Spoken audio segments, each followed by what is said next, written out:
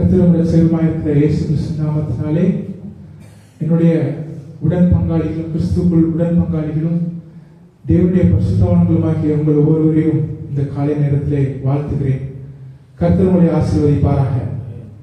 இன்றைக்கும் கூட நாம் எல்லாருக்கும் தெரிந்த வேத சத்தியங்கள் தான், யோசுவா புஸ்தகத்திலிருந்து தெரிந்த வேத சத்தியங்களை தான் நாம் இன்றைக்கு தியானிக்க இருக்கிறோம். இருந்தாலும் தேவன் இன்றைக்கு அந்த சத்தியங்களிலிருந்து எதை மறுபரிசீலனை செய்து எதை நம்முடைய வாழ்க்கையிலே திரும்ப வலியுறுத்தி சொல்ல விரும்புகிறார், எதை நாம் மறந்து போனோம், எதை நாம் திரும்ப அபியாசப்படுத்த வேண்டும் என்பதை இன்றைக்கு தேவன் தியானித்து அவையிலிருந்து கற்றுக்கொள்ள தேவன் நமக்கு கிருபை செய்வாராக. என்னோடு சேர்ந்து உங்களுடைய வேதாகத்தை யோசுவாவின் புஸ்தகம் 1ஆம் அதிகாரம் முதல் 9 வசனங்களுக்கு நேராக திருப்பிக் கொள்ளுங்கள். யோசுவாவின் புஸ்தகம் 1ஆம் அதிகாரம் முதல் 9 வசனங்கள் நான் உங்களுக்காக வாசிக்க விரும்புகிறேன்.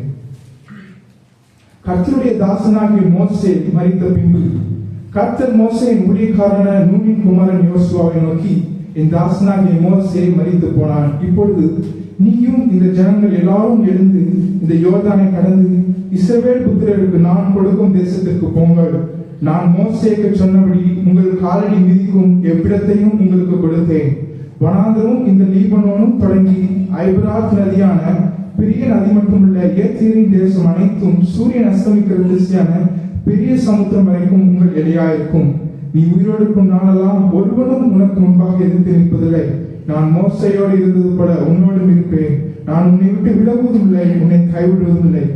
பலம் கொண்டு திறமனதாயிரு. இந்த ஜனத்தின் பிதாக்களுக்கு நான் கொடுப்பேன் என்று ஆணையிட்ட தேசத்தை நீ இவர்களுக்கு பங்கிடுவார். என் தாசனாகிய மோசே உனக்கு கற்பித்த நியாய பிரமாணத்தின் படியெல்லாம் செய்ய கவனமாயிருக்க மாத்திரம் மிகவும் பலம் கொண்டு திறமனதாயிரு. நீ போகும் இடமெல்லாம் புத்திமானாய் நடந்து கொள்ளும்படி அதை விட்டு வலது இடதுபுறம் விலகாதிருப்பாயாக. இந்த நியாயப்பிரமாண புஸ்தகம் உன் வாயை விட்டு பிரியாதிருப்பதாக. இது எழுதி இருக்கிறவர்களின்படியெல்லாம் நீ செய்ய கவனமாய் இருக்கும்படி இரவும் பகலும் அதை தியானித்துக் கொண்டிருப்பாயாக. அப்பொழுது நீ உன் வழியை வாய்க்க பண்ணுவாய், அப்பொழுது புத்திமானாயும் நடந்து கொள்வாய். நான் உனக்கு கட்டளையிடவில்லையா? பலம் கொண்டு திடமனதாயிரு. திகையாதே, கலங்காதே. நீ போகும் இடமெல்லாம் உன் தேவனாகிய கர்த்தர் உன்னோட இருக்கிறார் என்றார். இந்த 9 வசனங்களிலிருந்து நாம் சில சத்தியங்களை அறிந்து கொள்வதற்கு முன்பாக இந்த யோசுவா புஸ்தகத்தை குறித்ததான ஒரு முன்னிலையையும் புதிய ஏற்பாட்டின் கண்ணோட்டத்தையும் உங்களுக்கு காண்பிக்க விரும்புகிறேன். இந்த யோசுவா புஸ்தகம் ஒரு சரித்திர புஸ்தகம், சரித்திர நிகழ்வுகளை உள்ளடக்கிய ஒரு சரித்திர புஸ்தகமாகும். இருந்தாலும் நடைமுறை கிறிஸ்தவர்களுக்கு ஒரு பதில் சொல்லுகிற ஒரு புஸ்தகமாக இந்த யோசுவா புஸ்தகம் திகழ்கிறது. நடைமுறை கிறிஸ்தவர்கள் ஒரு கிறிஸ்தவ ஜீவியத்திலே வெற்றியுள்ள கிறிஸ்தவ வாழ்க்கை வாழ்வது எப்படி, அல்லது வெற்றியுள்ள கிறிஸ்தவ வாழ்க்கை என்றால் என்ன என்பதற்கு பதிலாக இந்த யோசுவா புஸ்தகம் திகழ்கிறது. யோசுவா புஸ்தகத்தை அநேகர் பழைய ஏற்பாட்டின் எபேச நிருபம் என்றும் அழைக்கிறார்கள். ஏனென்றால் இங்கே யோசுவா புஸ்தகத்தில் சொல்லப்பட்டிருக்கிற கானானியர்கள் அல்லது அந்த வாக்கு பண்ணப்பட்ட தேசத்தில் இருக்கிற எதிரிகள் நாம் எபேச நிருபத்திலே பார்க்கிற துரித்தனங்களோடும் அதிகாரங்களோடும் அங்கே இப்பிரபஞ்சத்தின் லோகாதிபதியோடும் அந்தகார லோகாதிபதியோடும் அது மாத்திரமல்ல, அங்கே அந்த வானமண்டலங்களுடைய அந்த அனைத்து பொல்லாத சேனைகளோட நமக்கு இருக்கிற ஒரு ஆவிக்குரிய போராட்டம் எபேசிய நிருபத்திலே சொல்லப்பட்டிருக்கிறது. இப்ப இங்கே அந்த யோசுவா புஸ்தகத்திலே சொல்லப்பட்டிருக்கிற இந்த கானானியர்கள் அந்த எதிரிகளுக்கு எதிரான அந்த போராட்டம் புதிய ஏற்பாட்டிலே அந்த நமக்கு கொடுக்கப்பட்டிருக்கிற ஆவிக்குரிய போராட்டத்திற்கு ஒரு அடையாளமாக அங்கே இருக்கிறது. அது மாத்திரமல்ல, யோசுவா புஸ்தகத்திலே தேவனுடைய உடன்படிக்கை பெட்டி அங்கே வலியுறுத்தி சொல்லப்பட்டிருக்கும். தேவனுடைய உடன்படிக்கை பெட்டி என்று சொல்லும் போது அது இஸ்ரவேல் ஜனங்களுக்கு வாக்கு பண்ணப்பட்ட தேவனுடைய ஒரு பிரசன்னத்தை அடையாளமாக காண்பிக்கிறது. அது மாத்திரமல்ல, இன்றைக்கு நமக்கும் கூட நம்முடைய கிறிஸ்தவ வாழ்க்கையிலே தேவனால் வாக்கு பண்ணப்பட்ட தேவனுடைய அந்த திவ்ய பிரசன்னம் நம்மளுக்கு கொடுக்கப்பட்டிருக்கிறது. அது வேறு யாரும் அல்ல, நம்முடைய ஆண்டவராகிய இயேசு கிறிஸ்து மாத்திரமே. மத்தேயு 28:20 நாம் அதை பார்க்கிறோம். அது மாத்திரமல்ல, இங்கே யோசுவா புஸ்தகத்திலே சொல்லப்பட்டிருக்கிற கானான் தேசம் என்பது புதிய ஏற்பாட்டிலே அது பரலோகம் என்கிற கண்ணோட்டத்திலே அது அடையாளப்படுத்தப்படவில்லை. மாறாக கானான் தேசம் என்பது புதிய ஏற்பாட்டிலே வாக்கு பண்ணப்பட்ட ஒரு வாழ்க்கைக்கு அடையாளமாக சொல்லப்பட்டிருக்கிறது. கானான் தேசம் என்பது புதிய ஏற்பாட்டின் கண்ணோட்டத்திலே பரலோகத்திற்கு அடையாளமாக அல்ல, மாறாக வாக்கு பண்ணப்பட்ட ஒரு வாழ்க்கைக்கு அடையாளமாக சொல்லப்பட்டிருக்கிறது. தொடர்ந்து இந்த யோசுவா புஸ்தகம் எழுதப்பட்ட நோக்கங்களை நாம் பார்ப்போம். இரண்டு முக்கிய நோக்கங்கள் இந்த யோசுவா புஸ்தகம் எழுதப்பட்டதற்கு காரணமாக இருக்கிறது. முதலாவது நோக்கம், இந்த யோசுவா புஸ்தகம் எழுதப்பட்டது எதற்கென்றால், சந்ததிகள் சந்ததியாக தேவனுடைய மகத்துவங்களையும் அவருடைய கிரியைகளையும் கடத்தும்படி மற்றும் அவருடைய அந்த அற்புத அடையாளங்களை நினைவு கூறும்படியாக. அதை நாம் யோசுவா 4ஆம் அதிகாரம் 1 முதல் 9 வசனங்களை நாம் பார்க்கும் பொழுது அங்கே நாம் அறியலாம். முதலாவது நோக்கம், எதற்காக யோசுவா புஸ்தகம் எழுதப்பட்டது என்றால், சந்ததி சந்ததியாக தேவன் செய்த மகத்துவங்களையும் அவர் செய்த அற்புத அடையாளங்களையும் நினைவு கூறும் விதமாகவும் அதை கடத்தும் விதமாகவும் அந்த நோக்கத்தோடும் இந்த யோசுவா எழுதப்பட்டது. இரண்டாவது முக்கிய நோக்கம் என்னவென்று பார்க்கும் பொழுது யோசுவா 13 நாம் பார்க்கிறோம். அங்கே யோசுவாவுக்கு பின் வருகிற அந்த சந்ததிகளுக்கு தாங்கள் சுதந்திரித்துக் கொள்ள வேண்டிய தேசம் இன்னும் விஸ்தாரமானது என்பதை நினைப்பூட்டும் விதமாகவும் இந்த யோசுவா புஸ்தகம் எழுதப்பட்டிருக்கிறது என்று நாம் பார்க்க முடியும். தொடர்ந்து இந்த 9 வசனங்களிலிருந்து கடந்து போவதற்கு முன்பாக இந்த யோசுவா புஸ்தகத்தில் இருக்கிற அந்த யோசுவா என்ற அந்த கதாபாத்திரத்தை குறித்து சில காரியங்களை நாம் அறிந்து கொள்ள வேண்டியது மிகவும் அவசியம். இங்கே யோசுவா புஸ்தகத்திலே ஒரு ஆவிக்குரிய தலைவனாக யோசுவா இங்கே அறிமுகப்படுத்துவதற்கு முன்பு வேதம் எப்படி யோசுவாவை காண்பிக்கிறது என்று நாம் உற்று நோக்குவது மிகவும் அவசியமான ஒன்றாகும். முதலாவது நாம் யோசுவா எங்கே அறிமுகப்படுத்தப்படுகிறான் என்று பார்க்கும் பொழுது யாத்ராகமும் 17ஆம் அதிகாரத்திலே நாம் பார்க்கிறோம். அங்கே இஸ்ரவேல் ஜனங்கள் எகிப்து தேசத்திலிருந்து பிரயாணப்பட்டு வருகையில் தாங்கள் சந்திக்கிற முதல் போராட்டம், முதல் யுத்தம் அங்கே சொல்லப்பட்டிருக்கிறது. அந்த அமலேக்கியர்களுக்கு எதிரான ரெஃபிதி என்ற இடத்திலே அவர்கள் செய்கிற அந்த ஒரு போராட்டத்தை நாம் பார்க்க முடியும். அங்கே யோசுவா என்ற ஒரு தனி மனிதன் இஸ்ரவேல் ஜனங்களை அங்கே ஒரு சேனைகளாக திரட்டி அவர்களுக்கு தலைமை தாங்கி அங்கே அமலேக்கியர்களை பட்டய கருக்கினாலே முறியடிக்கிறதை நாம் பார்க்க முடியும். அப்ப இங்கே நமக்கு ஒரு கேள்வி எழுப்பலாம். யோசுவா மற்றும் அவருடைய இஸ்ரவேல் ஜனங்கள் அனைவரும் எகிப்து தேசத்திலிருந்து கடந்து வந்து கொண்டிருக்கிறார்கள். இது அவர்களுக்கு முதல் யுத்தம். அப்படி இருக்க யோசுவா என்ற இந்த தனி மனிதன் எப்படி ஒரு சேனையை திரட்டி அதற்கு தலைமை தாங்கி முறியடிக்க முடிந்தது என்று நாம் பார்க்க நமக்குள்ள ஒரு கேள்வி எழுப்பலாம். அநேக வேத வல்லுநர்கள் சொல்லுவது என்னவென்றால், நாம் அப்போஸ்தலர்களிலே பார்க்கிறது போல மோசே எகிப்தினுடைய சகல சாஸ்திரங்களிலும் கற்பிக்கப்பட்டு வாக்கிலும் செய்கிலும் வல்லவனாய் எப்படி இருந்தானோ அதே போல யோசுவாவும் கூட அங்க எகிப்து தேசத்திலே ராணுவ தளவாடங்களிலே அங்க ராணுவ பயிற்சிகளிலே பயிற்றுவிக்கப்பட்டிருக்கலாம் என்று வேத வல்லுநர்கள் கருதுகிறார்கள். அப்ப இது ஒரு ஒற்றுக்கொள்ளக்கூடிய ஒரு நியமமாகும். அப்ப நம்ம இந்த காரியத்திலிருந்து தெரிந்து கொள்ள வேண்டியது என்னென்றால், இஸ்ரவேல் ஜனங்கள் அங்கே அவர்கள் அமலேக்கியர்களுக்கு எதிராக போராடின அந்த யுத்தத்திலே தேவனுடைய கிருபையான காலம் அவர்கள் மேல் இருந்தது உண்மைதான்.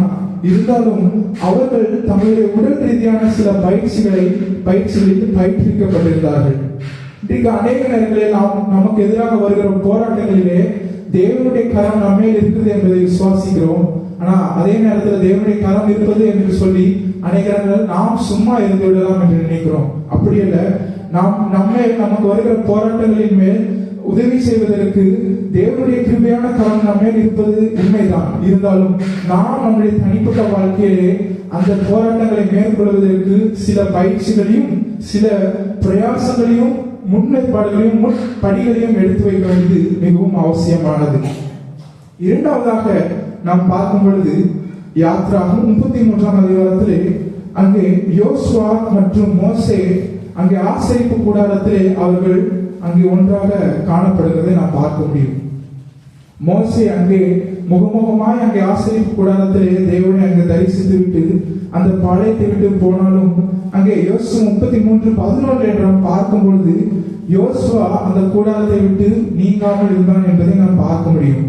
அப்ப யோசுவாவுடைய வாழ்க்கையில இரண்டாவது நாம் கற்றுக்கொள்ள வேண்டிய ஒரு பாடம் என்னவென்றால், அவன் தன்னுடைய உடல் ரீதியாக அந்த இராணுவ காரியங்களுக்கு பயிற்சிக்கப்பட்டிருந்தாலும் தேவனோடு கூட அங்கே உறவை செலவிடுவதற்கு பக்குவம் பெற்றிருந்தான் என்பதை நாம் புரிந்து கொள்ள வேண்டியது மிகவும் அவசியம்.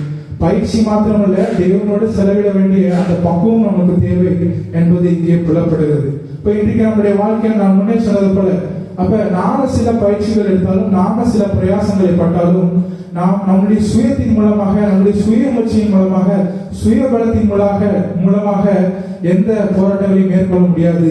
தேவனோடு கூட அந்த உறவு, தேவனோடு கூட செலவிடுகிற அந்த பக்குவப்பட்ட அந்த நேரங்களும் நமக்கு தேவை என்பதை தேவன் நமக்கு இங்கே சுட்டி காண்பிக்கிறார். கடைசியாக நாம் பார்க்கும் பொழுது யோசுவாவை அந்த ஒரு வேவுக்காரனாக நாம் பார்க்க முடியும். அங்கே தேவன் வாக்கு பண்ணப்பட்ட அந்த கானான் தேசத்தை அவர்கள் வேவு பார்க்க அனுப்பப்பட்ட இந்த மனிதர்களை யோசுவாவும் ஒருவன். அது மாத்திரமல்ல, விசுவாசம் உள்ள ஒரு நல்ல அறிக்கையை காலேபோடு கொண்டு வந்த மனிதன் யோசுவா. அங்கே கொண்டு வந்த அந்த விசுவாசம் உள்ள அறிக்கை கொண்டு வந்த அந்த மனிதர்கள் 2 பேர் மாத்திரம்தான். அதுல காலேப் ஒருவன், மற்றொன்று யோசுவா. அப்ப தூக்கம் முதல் இங்கே யோசுவா ஒரு ஆவிக்குரிய ஒரு தலைவனாக நமக்கு இங்கு காண்பிக்கப்படுகிறான். தேவனுடைய அந்த திட்டத்தை மோசேக்கு அடுத்ததாக தொடர்ச்சியாக தொடங்கக்கூடிய ஒரு ஆவிக்குரிய தலைவனாக வேதம் நமக்கு யோசுவாவை காண்பிக்கிறது. இன்றைக்கும் நாம் வாழ்கிற இந்த உலகத்திலே ஆவிக்குரிய தலைவர்களுக்கு அநேக பஞ்சம் உண்டு. இன்றைக்கு ஆவிக்குரிய தலைவர்கள் என்று சொல்கிறவர்கள், அதில் தங்களை கிறிஸ்தவ தலைவர்கள் என்று சொல்லிக் கொள்கிறவர்கள் இன்றைக்கு இப்படிப்பட்ட ஆவிக்குரிய தகுதிகளை இல்லாதவர்களாக தான் காணப்படுகிறார்கள். இன்றைக்கு ஏற்படுத்தப்படுகிற தலைவர்கள் எல்லாம் பணபலத்தின் அடிப்படையிலே, படிப்பின் அடிப்படையிலே அல்லது தங்களுடைய திறமைகளின் அடிப்படையிலேயே ஏற்படுத்தப்படுகிறார்கள். அவர்களுக்குள்ளான அந்த ஆவிக்குரிய தகுதி எதுவும் அங்கே பார்க்கப்படுகிறதில்லை.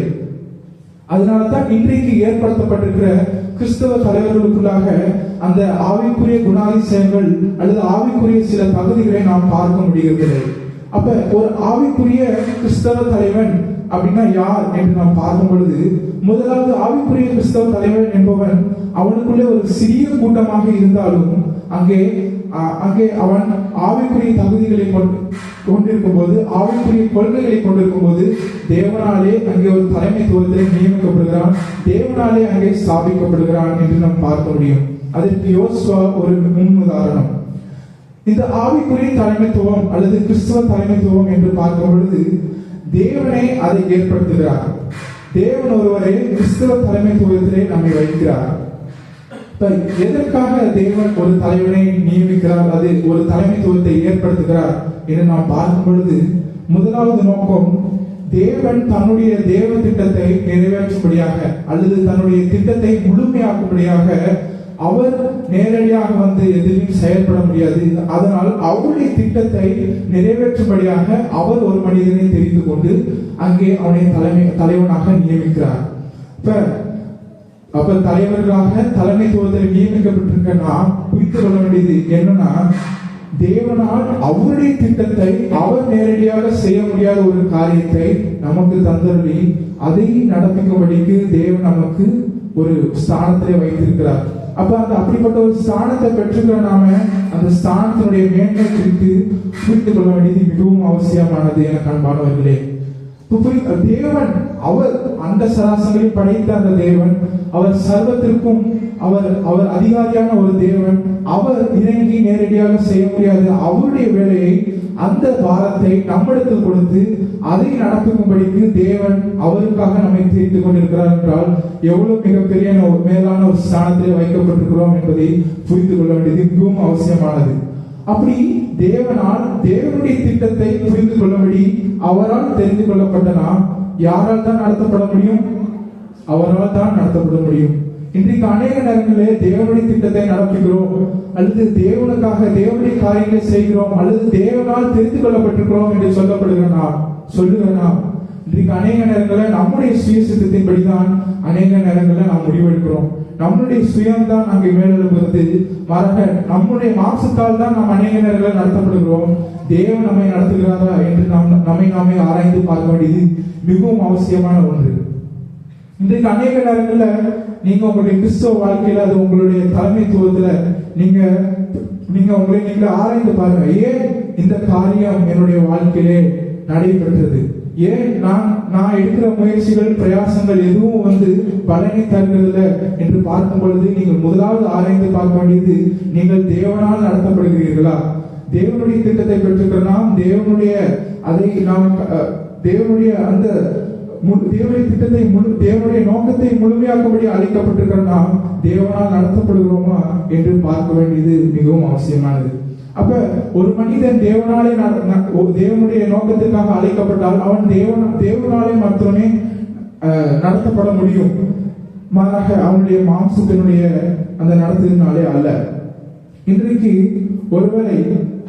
நீங்கள் ஒருவேளை உங்களுடைய வாழ்க்கையில நீங்க நினைக்கலாம், ஏன் நான் ஆசைப்பட்டது நடக்கிறதில்லை, ஏன் நான் விரும்புகிறது என்னுடைய வாழ்க்கையில நடக்கிறதில்லை, ஏன் நான் விரும்பாதது என்னுடைய வாழ்க்கையில நடைபெறுகிறது அப்படின்னு நீங்க உங்கள் வாழ்க்கையில நீங்க அதை குறித்து கலக்கமோ அதை குறித்து நீங்கள் வருத்தமோ அடையக்கூடாது.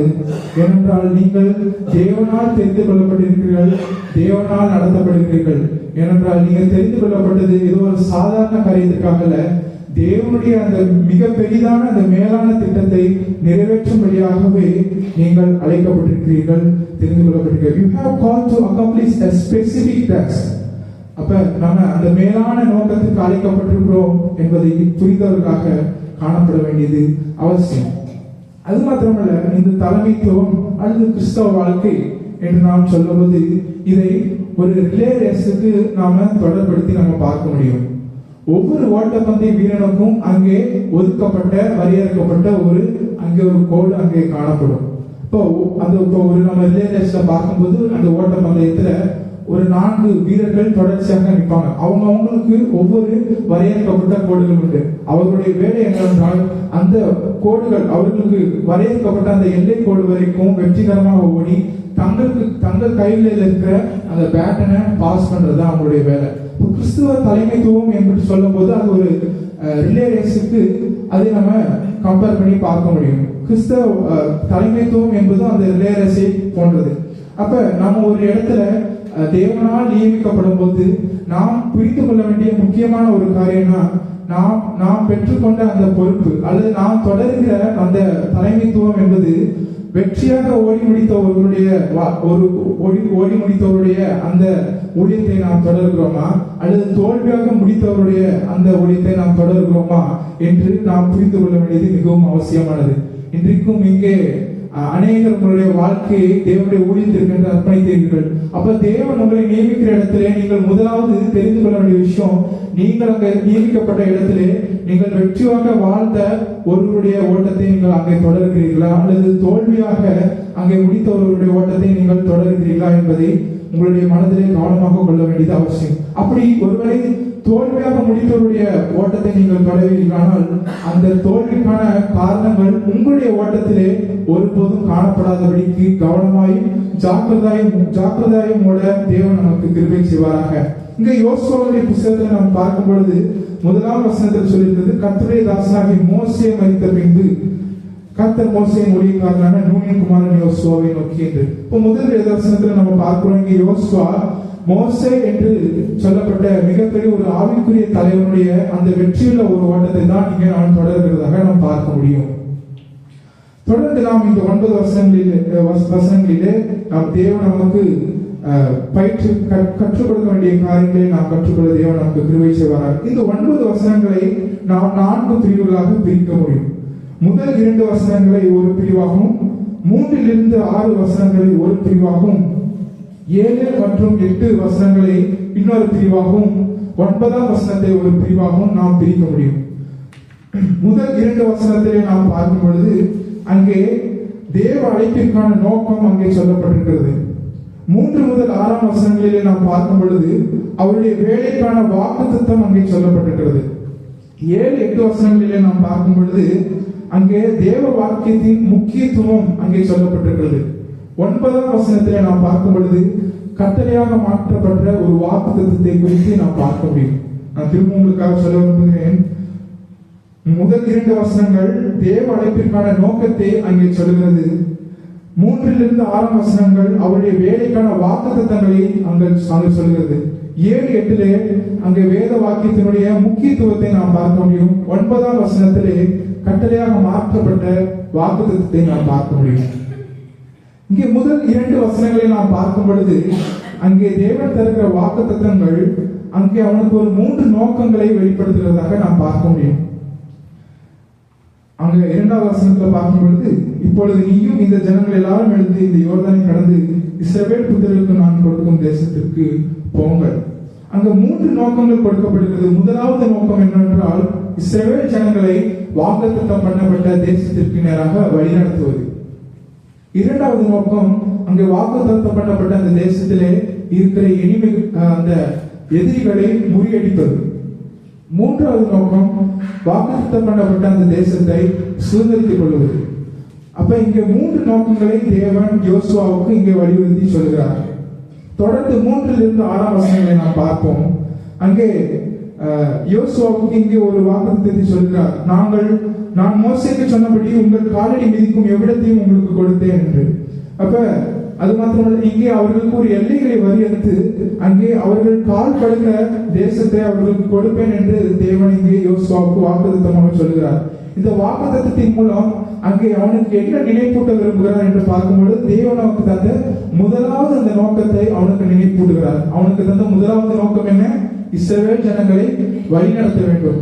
அந்த வாக்கு பண்ணப்பட்ட இந்த தேசத்திற்கு நேராக இஸ்ரவேல் ஜனங்களை வழிநடத்த வேண்டும். அதை நினைப்பூட்டும் விதமாக தேவன் முதலாவது இந்த வாக்குத்தத்தத்தை அவனுக்கு தந்திருந்தார். அப்ப இங்க அவர் எதுக்காக அவனுக்கு வாக்கு கொடுக்கிறார்? நீங்கள் உங்களுடைய காலடி மிதிக்கும் எவ்விடத்தையும் உங்களுக்கு கொடுப்பேன் என்று எதற்காக வாக்கு கொடுக்கிறார் என்றால், அங்கே யோசுவாவுக்கு கொடுக்கப்பட்டிருக்கிற பொறுப்பை அங்கு உணர்த்துகிறது. ஏனென்றால் அவன் இஸ்ரவேல் ஜனங்களை, அந்த இஸ்ரவேல் ஜனங்கள் அந்த வாக்கு பண்ணப்பட்ட தேசத்திலே இஸ்ரவேல் ஜனங்களுடைய காலடி படும் வரைக்கும் அந்த எல்லை, அந்த தேவன் கொடுத்த அந்த எல்லை மட்டும் அவருடைய காலடி படும்படிக்கு அவர்களை வழிநடத்த வேண்டும் என்ற அந்த ஒரு பொறுப்பை அவனுக்கு அங்கே அவனுக்கு நினைப்பூட்டுகிறது. 5ஆம் வசனத்தில் தொடர்ந்து நாம் பார்க்கும் பொழுது அங்கே இன்னொரு வாக்குத்தத்தத்தை தேவன் அவனுக்கு தருகிறார். நீ உயிரோடு நாளெல்லாம் ஒருவனும் உனக்கு முன்பாக எதிர்த்து நிற்பதில்லை, நான் மோசையோடு இருந்தது போல உன்னோடும் இருப்பேன். அப்ப இந்த வாக்குத்தத்தம் என்பது ஏற்கனவே மோசே இடத்துல சொல்லப்பட்ட ஒரு வாக்குத்தத்தம். யாத்திராகமம் 3:12 நாம் பார்க்கும் பொழுது உன்னோடு கூட இருப்பேன் என்று மோசேக்கு அங்கே தேவன் சொன்ன அந்த வாக்குத்தத்தை தான் திரும்ப இங்கே யோசுவாவுக்கு நினைப்பூட்டுகிறார்.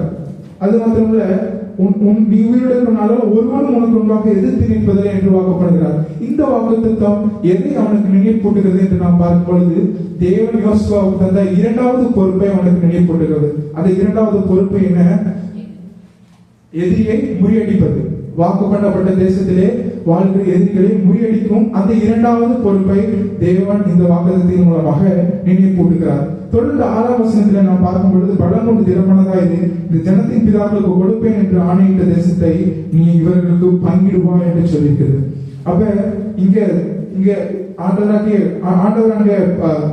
யோசுவாவின் இடத்துல இன்னொரு வாக்குத்தத்தத்தை கொடுக்கிறார். என்னன்னா, பிதாக்களுக்கு கொடுப்பேன் என்று ஆணையிட்ட அந்த தேசத்தை நீங்க சுதந்திரித்துக் கொள்வீர்கள், அது மாத்திரமல்ல அதை பங்கிடுவீர்கள். அப்ப முதலாவது ஒரு தேசத்தை பங்கிடணும்னா முதலாவது அதை சுதந்திரிக்கணும். அப்ப இங்க யோசுவாவின் இடத்திலே தேவன் இந்த வாக்குத்தத்தின் மூலமாக வலியுறுத்தி எதை நினைப்பூட்ட விரும்புகிறார் என்று பார்க்கும்போது, அவனுக்கு கொடுக்கப்பட்ட 3வது பொறுப்பு என்னன்னா, வாக்கு பண்ணப்பட்ட தேசத்தை சுதந்திரித்துக் கொள்ளுங்கள் என்று சொன்ன அந்த பொறுப்பு.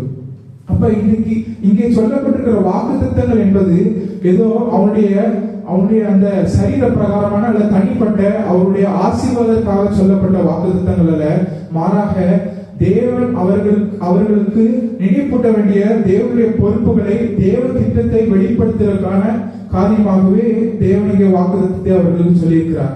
இன்றைக்கு நம்முடைய வாழ்க்கையிலும் தேவன் அநேக நேரங்கள் அநேக வாக்குத்தத்தங்களை நம்மளுக்கு தந்திருக்கிறார். ஆனா நம்ம வாக்குத்தத்தத்தை பெற்றுக்கொள்கிற நாம அதிலிருந்து ஆசீர்வாதத்தை மாத்திரமே பெற்றுக்கொள்ளணும் நினைக்கிறோமே தவிர, தேவன் அந்த வாக்குத்தத்தின் மூலம் அவர் எனக்கு என்ன பொறுப்பை தந்திருக்கிறார், அவர் என்ன தேவ திட்டத்தை செய்ய விரும்புகிறார் என்பதை நாம் அநேக நேரங்களிலே பார்ப்பதில்லை. இந்த நாளிலேயும் தேவன் தருகிற வாக்குத்தத்தங்களிலே ஏதோ ஆசீர்வாதத்திற்காக மாத்திரமல்ல, தேவன் இடத்துல சொல்லுகிற பொறுப்புகளையும் உணர்ந்து செயல்படுகிறவர்களாக தேவன் நமக்கு கிருபை செய்வாராக. தொடர்ந்து 7-8 வசனங்களில நாம் பார்க்க முடியும். அங்கே வேத தேவ வசனத்தின் முக்கியத்துவத்தை அங்கே சொல்லியிருக்கிறது. இங்கே யோசுவாவுக்கு தேவன் சொல்லுகிற ஒரு ஆலோசனை என்னவென்றால், மோசேயினுடைய நியாயப்பிரமாணங்கள், நான் உனக்கு கற்பித்த நியாயப்பிரமாணங்கள் எல்லாவற்றையும் உன் வாயை விட்டு பிரியாதிருப்பதாக அதை உன் உதடுகளிலே காத்துக்கொள், அதை தியானித்துக் கொண்டிரு, அதை கடைபிடிக்க கவனமாயிரு என்று அங்கே அவனுக்கு ஒரு ஆலோசனை சொல்கிறார். இங்கே சொல்லப்பட்டிருக்கிற ஆலோசனை ஏதோ அவன் அந்த நியாயப்பிரமாணங்களை தன்னுடைய வாயை விட்டு பிரியாமல் காத்துக்கொண்டு அதை தியானித்து மற்றவர்களுக்கு அதை அவன் அங்கே கற்றுக்கொள்ள வேண்டும் என்ற அந்த நோக்கத்தோடு அங்க சொல்லல. தொடர்ந்து நீங்க வாசிக்கும் பொழுது இவைகளெல்லாம் தியானித்துக் கொண்டிருப்பாயாக, அப்பொழுது நீ உன் வழியை வாய்க்க பண்ணுவாய், அப்பொழுது புத்திமானாயும் நடந்து கொள்வாய். அப்ப இங்க சொல்லப்பட்டிருக்கிற ஆலோசனை என்பது அவருடைய வசனத்தை கை கொள்ளணும், அதை காத்துக் கொள்ளணும், அதை தன்னுடைய வாயை விட்டு பிரியாமல் காத்துக்கொள்ளணும் என்று சொல்லியிருக்க ஆலோசனை என்பது மற்றவர்களுக்காக தன்னுடைய தனிப்பட்ட வாழ்க்கைக்கு தன்னை அவன் முதலாவது நிலைநிற்க பண்ணும்படிக்காக, தன்னை முதலாவது தன்னுடைய வழியை வாய்க்க பண்ணுவதற்கு, தன்னை முதலாவது புத்திமானாய் நடத்தி கொள்வதற்கு அங்கே தேவன் ஆலோசனைகளை சொல்கிறார். நீங்க தொடர்ந்து இதற்கொத்த ஒரு வசனங்களை நாம் பார்க்கும்போது முதலாவது பழைய ஏற்பாட்டிலே மல்கியா 2:6 நாம் பார்க்க முடியும். சத்திய வசனம் அவனுடைய வாயில இருந்தது, அநியாயம் அவனுடைய வாயிலே காணப்படவில்லை, அவன் தேவனோடு கூட சஞ்சரிக்கிறவனாக இருந்தான் என்று பார்க்க முடியும். அது மாத்திரம் அநேகரை பாவத்திலிருந்து மீட்கிறதாகவும் காணப்பட்டான் என்று நாம் பார்க்க முடியாத வசனம். அப்ப மல்கியா 2:6 சொல்லுகிறபடி நாம் பார்க்கும் பொழுது சத்திய வசனம் ஒருவனுடைய வாயில இருக்கும் பொழுது அவன் முதலாவது தேவனோடு சஞ்சரிக்கிறவனாக இருக்கிறான், அவனுடைய வாயிலில் அநியாயம் காணப்படுவதில்லை. அது மாத்திரமல்ல, அவன் தன்னை மாத்திரமல்ல மற்றவர்களையும் பாவத்தை நின்று மீட்கிறவனாக அங்கே காணப்படுகிறான். அது மாத்திரமல்ல, தொடர்ந்து நாம் புதிய ஏற்பாட்டில் எதிர்பார்த்த ஒரு வேதவசனத்தை பார்க்க முடியும். 1 தீமோத்தேயு 4:16 அங்கே அப்போஸ்தலனாகிய பவுல் அங்கே ஒரு ஆலோசனையை தீமோத்தேயுக்கு சொல்கிறார். யாராவது வாசிக்கலாம். உன்னை குறித்தும் உபதேசத்தை குறித்தும் எச்சரிக்கையாயிரு, இவைகளை நிலை கொண்டிரு, இப்படி செய்வாயானால் உன்னையும் உன் உபதேசத்தையும் கேட்பவர்களையும் ரட்சித்துக் கொள்வாய். இப்ப அங்கே ஒரு இளம் தலைவனுக்கு இங்கே அப்போஸ்தலனாகிய பவுல் சொல்கிற ஆலோசனை என்னவென்றால், முதலாவது நீ உன்னை குறித்தும் நீ உபதேசிக்கிறவரை குறித்தும் நீ முதலாவது எச்சரிக்கையாயிரு, நீ முதலில் இவைகளில் நிலை கொண்டிரு. அப்படி நீ நிலை கொண்டிருப்பாயானால் உன்னை மாத்திரமல்ல உன்னை கேட்பவர்களையும் நீ ரசித்துக் கொள்வாய் என்று இங்கே அவனுக்கு ஆலோசனையாக சொல்லப்படுகிறது. எனக்கு அருமையான என்னுடைய அன்பான சகோதரிகளே, இன்றைக்கு உங்களுடைய வாழ்க்கையிலே தேவன் உங்களிடத்திலே அவருடைய வார்த்தையை கை கொள்ளும்படிக்கு, அவருடைய வார்த்தையை நாம் வாயிலை காத்துக் கொள்ளும்படிக்கு தேவன் உங்களுக்கு ஆலோசனை சொல்கிறார் என்றால் என்ன எதுக்கு என்றால், முதலாவது நீங்கள் அந்த வார்த்தையிலே நிலை கொண்டிருக்க வேண்டும். அது மாத்திரம் முதலாவது நீங்கள் அவைகளிலே எச்சரிக்கையாக இருக்க வேண்டும், நீங்கள் முதலாவது அவைகளை கடைபிடிக்க வேண்டும். அப்படி கடைபிடித்தால் நீங்கள் உங்களை மாத்திரமல்ல உங்களுடைய உபதேசங்களை நீங்கள் போதிக்கிறவர்களையும் கேட்கிறவர்களையும் ரசித்துக் கொள்வீர்கள் என்று சொல்லியிருக்கு. அப்போ ஒரு ஆவிக்குரிய தலைவனுடைய வாழ்க்கையில வசனம் என்பது அவனை கேட்கிறவருடைய வாழ்க்கையில மாத்திரமல்ல, அவனை பின்பற்றுகிறவருடைய வாழ்க்கையில மாத்திரமல்ல, அந்த ஆவிக்குரிய தலைவனுடைய வாழ்க்கையிலையும் எவ்வளவு முக்கியத்துவம் என்பதை இங்கு தெளிவாக தேவன் காண்பிக்கிறார். நம்ம வேதத்துல தெளிவாக பார்க்க முடியும். ஒரு மனிதன் உலகம் முழுவதையும் ஆதாயம் பண்ணினாலும் தன் ஆத்மாவை நஷ்டப்படுத்தினால் அவனுக்கு லாபம் என்ன? மற்றவர்களுக்கு போதிக்கிற நீ ஆகாதவனாய் போனால் அதிலே என்ன பிரயோஜனம்? நம்மை நாமே ஏமாற்றிக் கொள்வதற்காக நாம் இருப்போம். அப்ப நம்மை நாமே ஏமாற்றிக் கொள்வதற்காக அல்ல, முதலாவது தேவன் நமக்கு தந்திருக்கிற நியாயப்பிரமாணங்களை, கட்டளைகளை, பொறுப்புகளை நிறைவேற்றுகிறவர்களாக, கடைபிடிக்கிறவர்களாக நாம் முதலாவது நம்மை நிலைநிறுத்திக் கொண்டு பின்பதாக மற்றவர்களையும் பாவத்திலிருந்து விடுவிக்கிறவர்களாக தேவன் நமக்கு உதவி செய்வாராக. அடுத்தது தொடர்ந்து 9ஆம் வசனத்தில் நாம் பார்க்க முடிகிறது. அங்கே கட்டளையாக மாற்றப்பட்ட ஒரு வாக்குத்தத்தம். யாராவது வாசிங்க வசனத்தை. திகையாதே, கலங்காதே, நீ போகும் இடமெல்லாம் உன் தேவனாகிய கர்த்தர் உன்னோடே இருக்கிறார் என்றார். இங்கே தேவன் அவனை பலம் கொண்டு திடமானதா இரு என்று அவனை தேற்றுகிற விதத்திலே ஒரு ஆலோசனையாக இங்கே சொல்லவில்லை. மாறாக, நான் உனக்கு கட்டளையிடவில்லையா பலம் கொண்டு திடமானதாயிரு. இங்கே அவனுக்கு அது ஒரு தேற்றுகிற ஒரு வாக்குத்தத்தமாக சொல்லப்படவில்லை, கட்டளையாக சொல்லப்பட்டிருக்கிறது. இது தேற்றுவதற்கல்ல, கீழ்ப்படிவதற்கு. அப்ப இன்றைக்கு நம்முடைய வாழ்க்கையிலும் நமக்கு எதிராக வருகிற போராட்டங்களின் நடுவிலே, நமக்கு எதிராக வருகிற பிரச்சனையின் நடுவிலே தேவன் உங்களுக்கு பயப்படாதே, திகையாதே, பலம் கொண்டு திடமானதா இரு என்று சில நேரங்களிலே கட்டளையிடலாம். நாம் அநேக நேரங்களில் அந்த பிரச்சனைகளை பார்த்து ஒருவேளை அநேக நேரங்களில் பயந்து போகலாம் அல்லது பின்வாங்கி போகலாம். ஆனா இன்றைக்கு அப்படி ஒருவேளை நீங்க பயந்து உங்களுடைய போராட்டங்களை நினைத்து பயந்து அந்த பிரச்சனைகளை நினைத்து நீங்கள் ஒருவேளை பின்தங்கி தயங்கி போயிருப்பீர்கள். ஆனால் தேவன் இன்றைக்கு உங்களுக்கு இதில் கட்டளையிடுகிறார், பலம் கொண்டு திடமனதாயிரு. இது உங்களை தேற்றுவதற்காக அல்ல, இது உங்களுக்கு கட்டளையாக சொல்லப்படுகிறது. இதற்கு நீங்கள் கீழ்ப்பட வேண்டியது அவசியம். தேவன் சொல்லுகிறார், பயப்படாதீர்கள், பலம் கொண்டு திடமனதாயிரு என்று. நான் கடைசியாக உங்களிடத்தில் சொல்லி முடிக்க விரும்புகிறேன், சில காரியங்களை சொல்லி முடிக்கிறேன். அன்றைக்கு இஸ்ரவேல் ஜனங்களுடைய வாழ்க்கையை நாம் பார்க்கும் பொழுது, இஸ்ரவேல் ஜனங்களை அங்கே எகிப்து தேசத்திலிருந்து, எகிப்துடைய அடிமைத்தனத்திலிருந்து தேவன் அவர்களை விடுவித்தார். அதே போல நம்முடைய வாழ்க்கையிலையும் பாவம் என்கிற அடிமைத்தனத்திலிருந்து, உலகம் என்கிற அந்த காரியத்திலிருந்து நம்மை தேவன் விடுவித்திருக்கிறார். அது மாத்திரமல்ல, தொடர்ந்து பூரண புருஷராக்கப்பட்டு பரிசுத்தவான்களாகும்படி அங்கே நம்மை ஒரு உன்னதமான ஒரு ஸ்தானத்திலே நம்மை உட்கார வைத்திருக்கிறார். அது மாத்திரமல்ல, தேவனுடைய திட்டத்தை நிறைவேற்றும்படிக்கு, அவருடைய திட்டத்தை நமக்கு வெளிப்படுத்தி அவருடைய நோக்கத்தை செயல்படுத்துகிறவர்களாக, அவரால் தெரிந்து கொள்ளப்பட்டவர்களாக வைக்கப்பட்டிருக்கிறோம். அப்ப நாம் வைக்கப்பட்டிருக்கிற அந்த ஸ்தானத்தை உணர்ந்தவர்களாக, அப்ப அதற்கு அந்த நமக்கு கொடுக்கப்பட்டிருக்க அந்த பொறுப்பை முடிக்கிறதற்கு ஏதுவாக நம்முடைய ஓட்டம் வெற்றிகரமாக அமைய தேவன் நமக்கு கிருபை செய்வாராக. ஒருவேளை நாம் ஓடுகிற இந்த ஓட்டத்திலே அநேக நேரங்கள் அன்றைக்கு இஸ்ரவேல் ஜனங்களை எதிர்த்து வந்த அந்த எதிரிகளைப் போல நமக்கும் அநேக ஆவிக்குரிய போராட்டங்கள் நம்முடைய வாழ்க்கையிலே காணப்படலாம். ஆனால் இவர்கள் எல்லாவற்றிலேயும் அவருடைய வாக்குத்தத்தத்தை பிடித்துக் கொண்டு தேவன் சொல்லுகிற அந்த பொறுப்புகளை, அந்த வாக்குத்தத்தங்கள் தருகிற அந்த பொறுப்புகளை நிறைவேற்றி தொடர்ந்து தேவன் நமக்கு கட்டளையிடுகிற அந்த கட்டளையின்படி ஒவ்வொரு நாளும் நடந்து அந்த ஓட்டத்தை வெற்றிகரமாக முடிக்க நமக்கு கிருபை செய்வாராக. அது மாத்திரமல்ல, நமக்கு கொடுக்கப்பட்டிருக்கிற அந்த பேட்டர்ன், இதை சரியாக நாம ஓடி முடித்து மற்றவர்களுக்கு அதை நாம் கடத்துகிறவர்களாகவும் வெற்றிகரமான ஒரு விதத்தில் கடத்துகிறவர்களாகவும் காணப்பட தேவன் நமக்கு கிருபை செய்வாராக. அது மாத்திரமல்ல, கடைசியா உங்களுக்கு ஒரு காரியத்தை சொல்லி முடிக்க விரும்புகிறேன். ஒருவேளை நம்முடைய கிறிஸ்தவ வாழ்க்கையை ஒரு கர்த்தர் எழுதுகிற ஒரு கதையாக ஒப்பிட்டு பார்ப்போமானால், கர்த்தர் எழுதுகிற கதையிலே அவருக்கு வலு சேர்க்கிற, அந்த கதைக்கு வலு சேர்க்கிற கதாபாத்திரங்களாக இருக்க தேவன் நமக்கு உதவி செய்வாராக.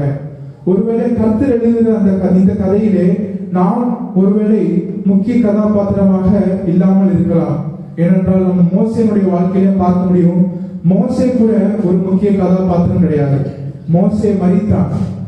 மோசே மரித்த பின்னும் தேவனுடைய அந்த திட்டம் செயல்படுத்தப்படுவதற்கு, அது தொடர்வதற்கு யோசுவா என்ற ஒரு மனிதனை தேவன் தேர்ந்தெடுத்தார். நாமும் இன்றைக்கு தேவனால் தெரிந்து கொள்ளப்பட்ட நாமும் மரித்து போகலாம். ஆனால் நாம் மரித்தாலும் தேவனுடைய அந்த திட்டம் தொடரும், தேவனுடைய கதை என்பது தொடரும். அப்ப நாம் இந்த கதையிலே ஒரு முக்கிய கதாபாத்திரம் அல்ல, தேவனே இந்த கதைக்கு முக்கிய கதாபாத்திரம். ஏனென்றால் அவர் தான் அவர் கதை எழுதுகிறவர், அவர் தான் இந்த ஒவ்வொரு காரியங்களையும் நியமிக்கிறவர். அப்ப அவர் விரும்புகிற விதத்திலே அவருடைய கதைக்கு வலு சேர்க்கிற கதாபாத்திரங்களாக நாம் ஒவ்வொருவரும் வாழ கர்த்தர் கிருபை செய்வாராக. இதை புரிந்து கொண்டவர்களாக நாம் ஒவ்வொரு நாளும் வாழணும். அப்ப இதை குறித்து நாம மேன்மை பாராட்ட வேண்டியது மிகவும் அவசியம். நினைத்து பாருங்கள், சர்வலோகத்தை படைத்த அந்த மிகப்பெரிய அந்த ஒரு தயாரிப்பின் கீழாக வருகிற ஒரு கதையிலே நம்மையும் தேவன் அங்கே ஒரு கதாபாத்திரங்களாக வைத்திருக்கிறார், அங்கே நம்மை ஸ்தாபித்திருக்கிறார் என்ற அந்த மிகப்பெரிய அந்த மேன்மை உள்ளவர்களாக, அந்த மேன்மையான அந்த சாக்கியத்தை புரிந்து கொண்டவர்களாக தொடர்ந்து வாழ கர்த்தர் கிருபை செய்வாராக. நம்முடைய வாழ்க்கையில போராட்டம் வரலாம், நம்முடைய வாழ்க்கையில கஷ்டங்கள் வரலாம், ஒரு நாள் அதுக்கு பிரயாசப்பட தேவன் கிருபை செய்வாராக. அந்த போராட்டங்களை பார்த்து நீங்கள் பயப்பட வேண்டாம். ஏனென்றால் தேவன் உங்களுக்கு வாக்கு பண்ணியிருக்கிறார். நம்ம மத்தேயுவையும் வாசிக்கிறோம், யோசுவாவையும் வாசிக்கிறோம், நீங்கள் போகும் இடமெல்லாம் நான் உங்களோடு கூட இருப்பேன் என்று. அது மாத்திரம் நம்ம மத்தேயுவையும் வாசிக்கிறோம், உலகத்தினுடைய முடிவு பரியந்தம் உங்களோடு கூட இருக்கிறேன் என்று சொல்லியிருக்கிறார். தொடர்ந்து அப்ப எல்லை மட்டும் ஓடுவோம், எல்லை வரை தேவன் நம்மோடு இருக்கிறார். அப்ப தொடர்ந்து தேவனோடு கூட நாம் ஓட, தேவன் கொடுத்த அந்த திட்டங்களை நாம் நிறைவேற்றி ஓடி முடிக்க தேவன் நமக்கு கிருபை செய்வாராக. தேவன் நம்மோடு கூட இருக்கிறார். கர்த்தர் உங்களை ஆசீர்வதிப்பாராக.